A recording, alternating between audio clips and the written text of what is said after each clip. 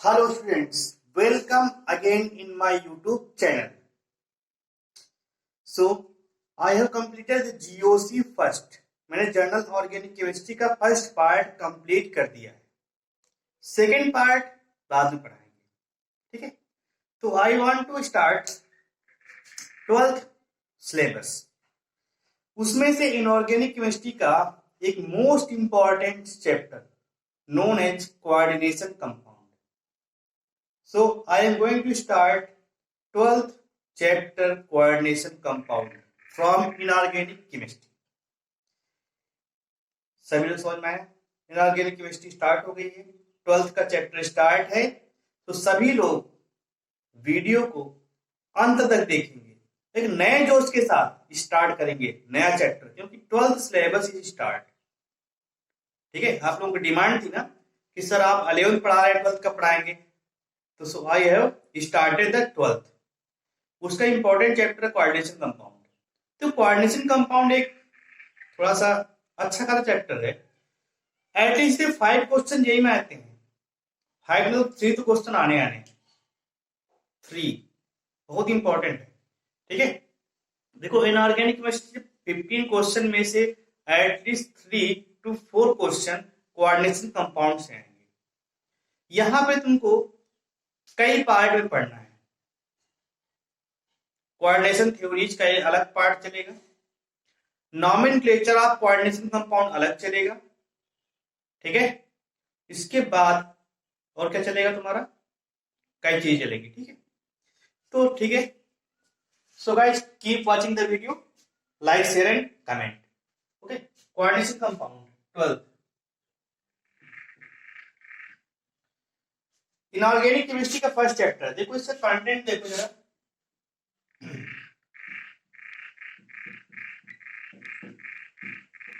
इस चैप्टर में क्या क्या है. तो फर्स्ट ऑफ ऑल इंट्रोडक्शन हो जाएगा. Introduction okay of coordination compound. Now important term, जो भी इंपॉर्टेंट टर्म होंगे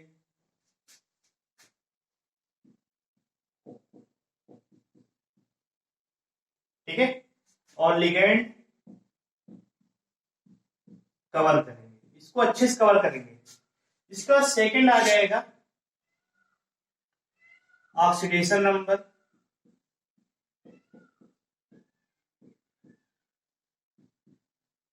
again coordination number,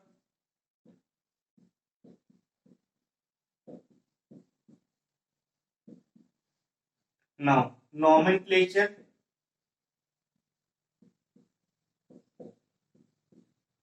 nomenclature of coordination compound. Okay. इसके बाद आएगा isomerism of coordination compound. CC में होता है कोऑर्डिनेशन कंपाउंड होता है, इसको हम लोग सी और सी से डिनोट करेंगे. ठीक है. तो आइसोमेरिज्म में भी तुम्हारा ऑप्टिकल और ज्योमेट्रिकल,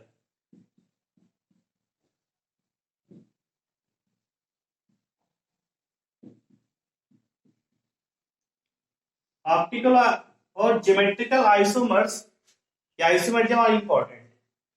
ओके. तो ये कुछ, और इसके बाद कोऑर्डिनेशन थ्योरीज.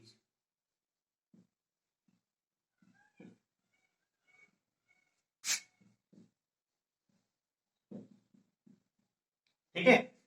इसमें से वर्नर थ्योरी,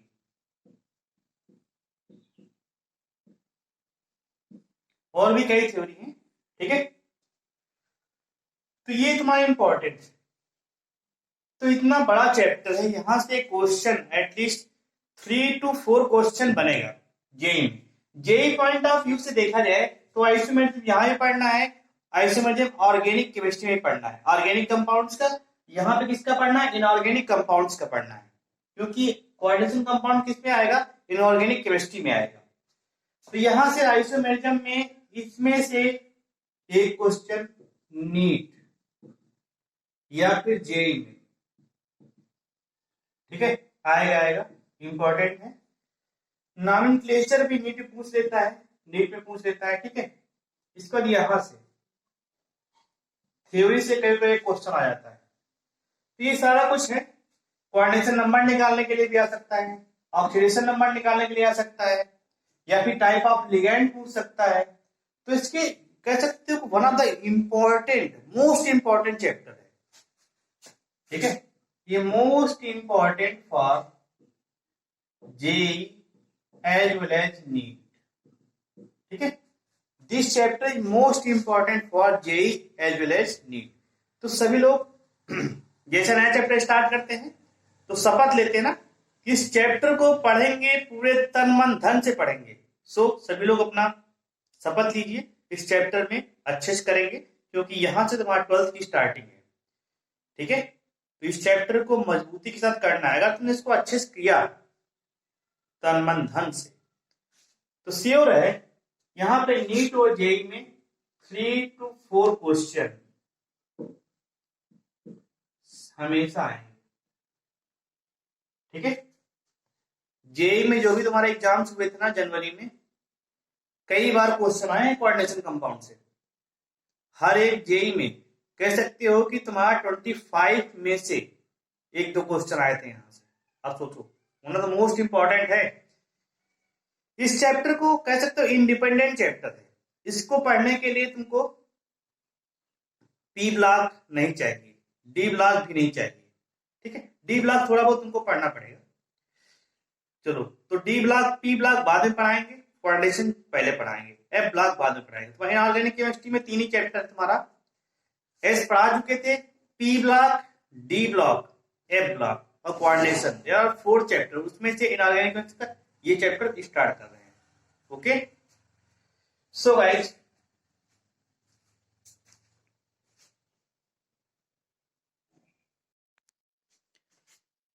देखो, तो first point is that what is compound. Compound is क्या होते हैं, you know about the salt, ठीक है। तो कंपाउंड जो भी है, साल्ट डेफिनेशन मालूम है ना, okay. So come to the coordination compound. तो कोऑर्डिनेशन कंपाउंड को समझने से पहले कुछ एग्जांपल समझते हैं। जैसे बालों में जो डाई लगाते हो ना, हेयर डाई, इसलिए कोऑर्डिनेशन कंपाउंड, ठीक है, कलरफुल होता है तुम्हारा। और कह सकते हो कि जो पिगमेंट्स होते हैं, या क्लोरोफिल होता है, ठीक है, या फिर हीमोग्लोबिन होता है, विटामिन B12 होता है, ये सारे के सारे कोऑर्डिनेट कंपाउंड होते हैं। तो कोऑर्डिनेट कंपाउंड में मेटल एटम पाया जाता है। तो कोऑर्डिनेट कंपाउंड के कुछ एग्जांपल बताना, जैसे क्लोरोफिल,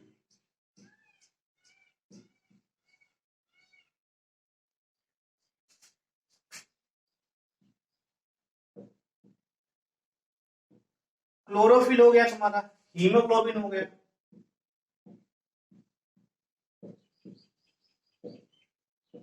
ओके, विटामिन B12 हो गया,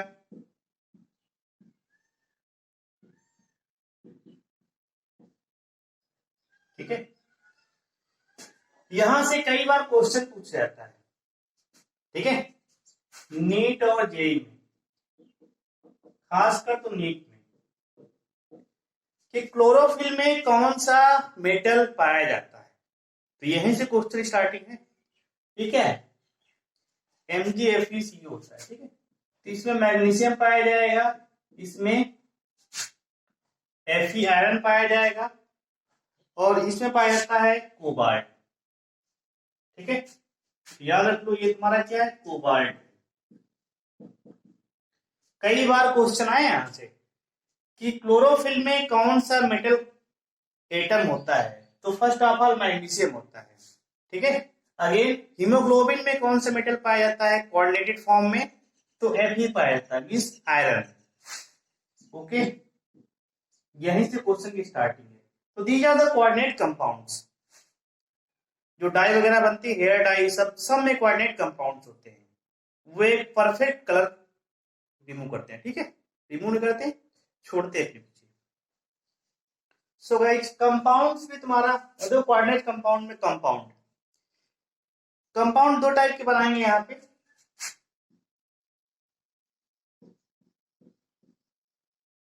एक पहला हो जाएगा, ये हो जाएगा एडिशन कंपाउंड,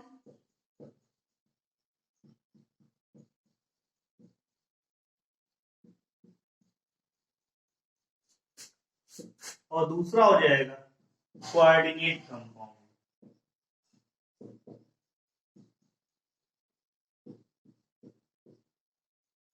ठीक है, तो first what is addition compound? Addition compounds क्या होते हैं? व्हेन टू और more salts are add in equal proportion, ठीक है, अलाउड टू क्रिस्टलाइज देम। देखो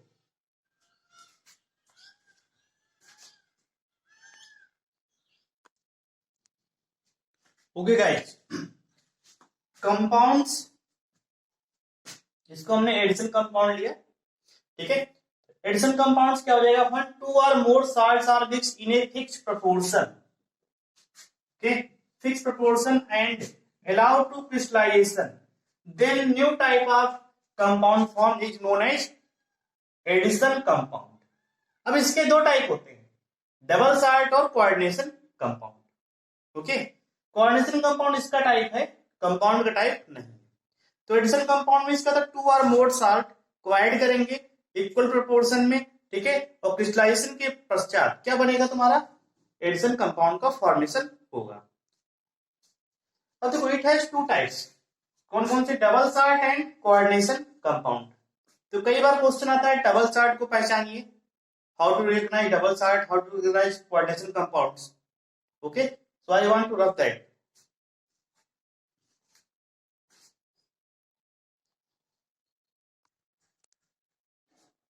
देखिए, तो addition compounds had two types, first one is the double salt, second is the coordination compound. तो डबल साल्ट क्या होता है? Those addition compound which are stable, important, stable in crystallization but 100% ionized in aqueous medium। जो crystallization होने पर तो stable रहेगा, but on reaction with the water ionized, 100% ionized means break into its ions, is known as double salt. Okay, इसका example देखो, example है KCl plus MgCl2 6H2।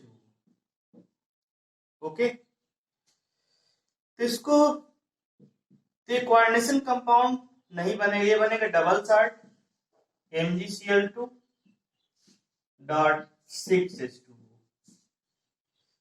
This double salt is known as carnallite. क्या बोलते हैं इसको? Carnallite के नाम से जानते हैं। ओके, तो क्वेश्चन करके आता है कार्नेलाइट, ये double salt oblique coordination compound. तो कार्नेलाइट जब हम लोग इसका हम लोग ब्रेक कराएंगे एक्वस मीडियम में, इसको हम लोग ब्रेक कराते हैं एक्वस मीडियम में, ये अपने आप फिर से आयंस में बदल जाता है, K plus Cl minus Mg plus 2Cl minus plus 6H2। देखो फर्स्ट ऑफ ऑल हमने इसको फॉर्म किया, तो यहाँ पे दो साल्ट है, पहला साल्ट कौन सा है? इसी नोन एज साल्ट 1, और ये वाला कौन सा है? साल्ट 2। ठीक है, दोनों का एक जो भी प्रपोर्शन है, इसका क्रिस्टलाइजेशन कराएंगे तो ये तुम्हारा वाटर का तो ये बन जाएगा डबल साल्ट। इसको एक्वस मीडियम में रखा तो 100% आयोनाइज हुआ। क्या हुआ?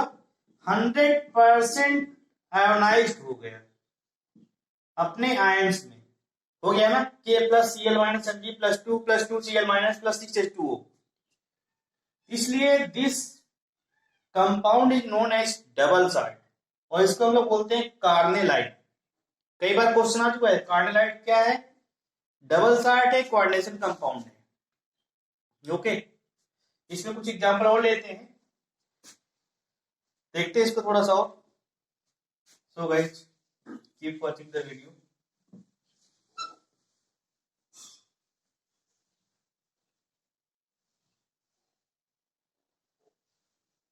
देखो सेकेंड एग्जाम्पल लिया हमने, K2SO4 plus Al2SO4 whole thrice 24H2। इसको जब लोग क्रिस्टलाइज कराएंगे ऑन क्रिस्टलाइजेशन,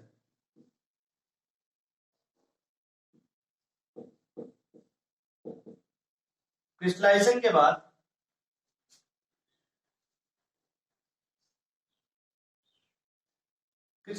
बाद क्या हो जाएगा, K2SO4 Al2 dot Al2SO4 whole thrice 24H2। This is the double side and is known as the potash alum।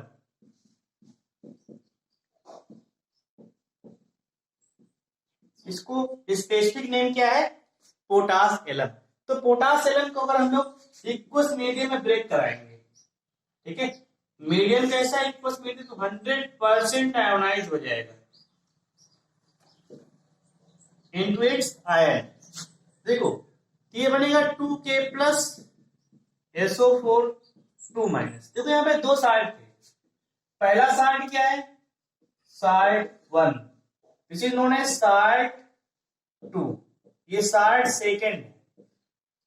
तो एडिशन कंपाउंड के लिए कंडीशन है 2 और मोर साइड, ओके, दोनों को ऐड कराएंगे तो ये क्रिस्टलाइजेशन के बाद क्या बनेगा, ये साइड बनेगा, ये बनेगा कंपाउंड, इसे बोलते हैं डबल साइड। क्यों, क्योंकि इसको जब इक्वस मीडियम में रखेंगे तो ये अपने आयंस में कंप्लीटली आयोनाइज हो जाएगा, 100% आयोनाइज हो जाएगा। तो यहां से बनेगा 2Al प्लस 3 एंड ये बनेगा 3SO4 2 minus plus 24H2, okay, 100% ionise. तो carnallite, potash alum and third example ferrous ammonium sulphate Mohr salt, इसको नोट कर लेना।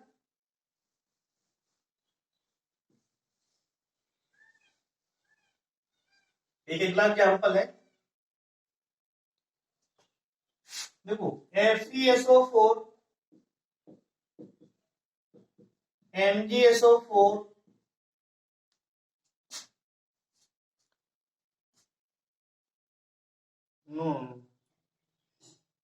FeSO4 and ammonium sulfate NH4 whole twice SO4, okay, plus 6H2O on crystallization FeSO4 NH4 whole twice SO4 dot 6H2O, okay, this is known as dot। इसको क्या read करते हैं हम लोग, dot read करते हैं, ओके, DOT। सो ये on crystallisation क्या बन गया, एक डबल साइड बना। तो डबल साइड की प्रॉपर्टी होती है स्टेबल है, यस, फर्स्ट कंडीशन स्टेबल है, ऑन क्रिस्टलाइजेशन स्टेबल हो गया। अगेन इसको अगर हम लोग क्या कराते हैं, इक्वस मीडियम में रिएक्शन कराते हैं, मीडियम कैसा है, इक्वस है, तो 100% आयोनाइज होगा। क्या होगा, 100% आयोनाइज होगा अपने आयंस में, Fe plus 2 SO4 2 minus plus NH4 plus and SO4 2 minus plus 6H2, ठीक है। By this way, this is follow the property of double side। तो हमने तुमको तीन चीजें बताई, पहला बताया था कार्डेनाइट,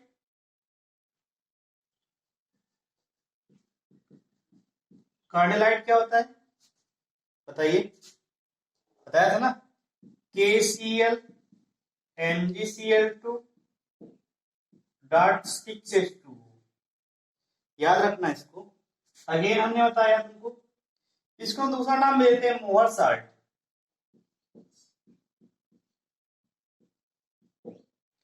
सेकेंड बताया तुमको मैंने पोटास एलम। पोटास एलम क्या बताया मैंने, ठीक है। तो ये हो जाएगा K2SO4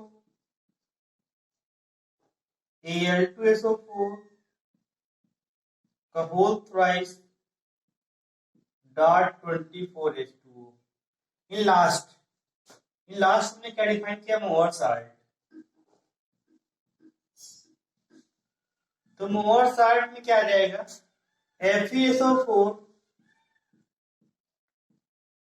इसके बाद आ जाएगा NH4 whole twice SO4 dot 6H2।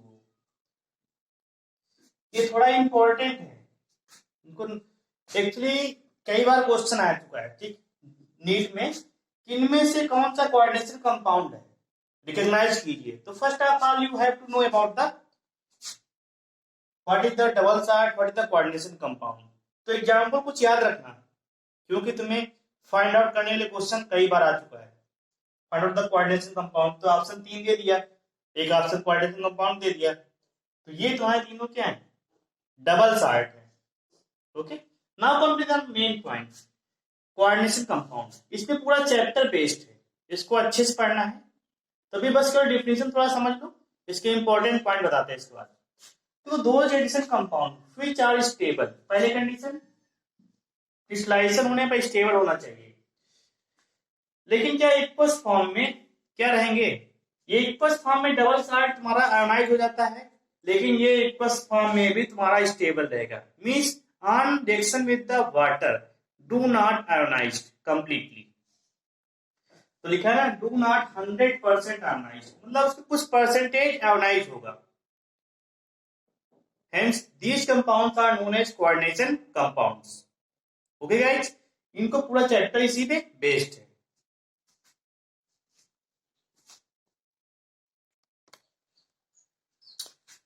Okay, guys?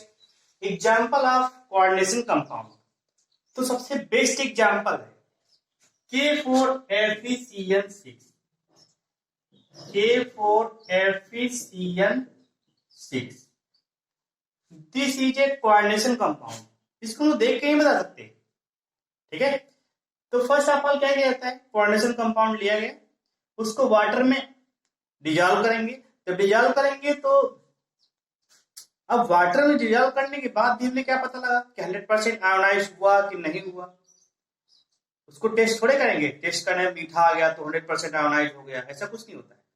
Chemical property को चेक करने के लिए कुछ ऐड करते हैं, ठीक है। तो फर्स्ट ऑफ ऑल इसको देखा गया, तो यहां पे जब इसको हमने वाटर में ऐड किया, तो वाटर में ऐड किया, ठीक है, तो लिख लो ऑन डिजॉल्विंग इन वाटर, ठीक है। तो इक्वल सॉल्यूशन, जो इक्वल सॉल्यूशन बनेगा ना वाटर में डिजॉल्व करने के बाद, equal solution shows the property of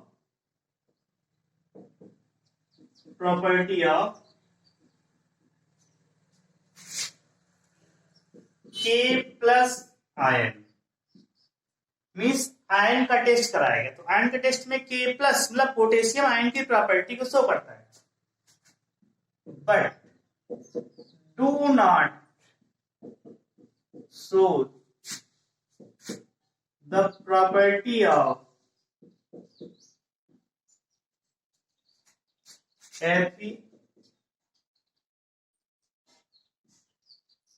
Fe plus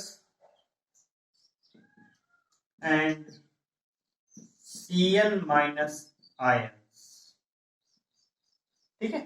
मतलब जो भी इक्वल सॉल्यूशन है उसमें सिर्फ पोटेशियम आयन की प्रॉपर्टी है, उसमें Fe प्लस और Cn माइनस की प्रॉपर्टी नहीं है, Fe प्लस प्लस या Cn माइनस की प्रॉपर्टी नहीं। तो इसका मतलब क्या हुआ कि ये आयन में ब्रेकडाउन नहीं हुआ, सिर्फ कितना पार्ट ब्रेकडाउन हुआ, इसका ये पार्ट ब्रेकडाउन हुआ। देखो तो इसको जब ब्रेक करेंगे, देखो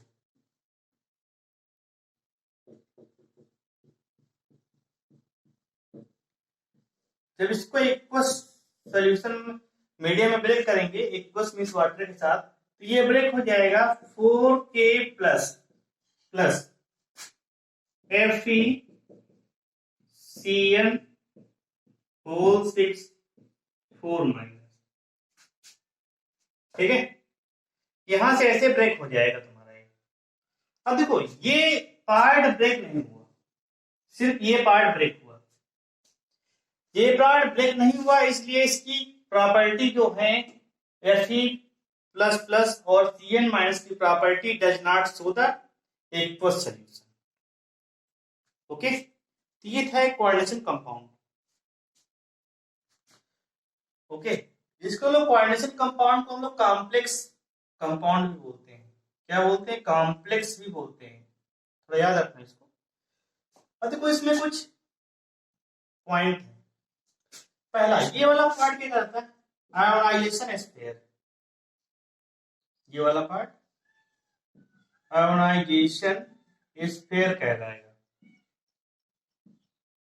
ठीक है, और ये वाला पार्ट पूरा स्क्वायर ब्रैकेट में, ये स्क्वायर ब्रैकेट में पार्ट है ये वाला, यहां से लेके यहां तक, इसको बोलते हैं कोऑर्डिनेशन स्फीयर। क्या बोलते हैं? कोऑर्डिनेशन स्फीयर बोलते हैं। इसको क्या बोलते हैं? ये क्या है बताइए? ये मेटल, और मेटल कहां से लिया जाएगा? Always taken from the transition metal. कैसा है? Transition metal. ट्रांजिशन मेटल कहां से आएगा? D block element.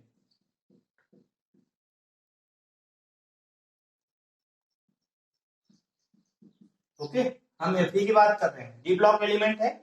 Again Cn, this is known as, क्या बोलते हैं इसको? लिगेंड बोलते हैं।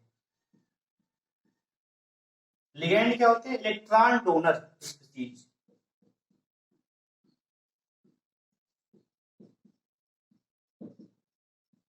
और दिस नंबर क्या शो कर रहा है? This number is showing coordination number.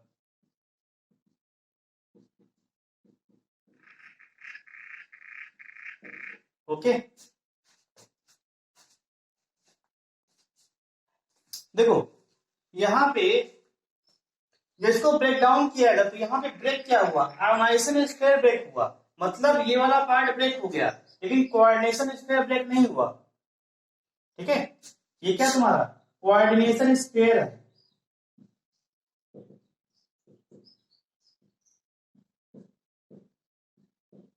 Do not break. Okay, अब देखो ये वाला तो मेटल हो गया, कौन सा? ट्रांजिशन मेटल हो गया। ये क्या होगा? लिगेंड हो गया। अच्छे से पढ़ना है। ये जो 6 नंबर शो कर रहा है, क्या शो कर रहा है? कोऑर्डिनेशन नंबर को शो कर रहा है। ओके, और ये सारा कुछ कंप्लीट है। अब इसकी जो टर्म है, ठीक है, इसके टर्म जो है इनको डिफाइन करना है। जैसे टर्म कौन कौन से आएंगे? नेक्स्ट टॉपिक जो आएगा, आयोनाइजेशन स्फीयर क्या होता है, लिगेंड क्या होते हैं, कोऑर्डिनेशन नंबर क्या होता है, ऑक्सीडेशन नंबर क्या होता है, ठीक है, मेटल आयन क्या होते हैं, इन सबको मुझे डिस्क्राइब करना है।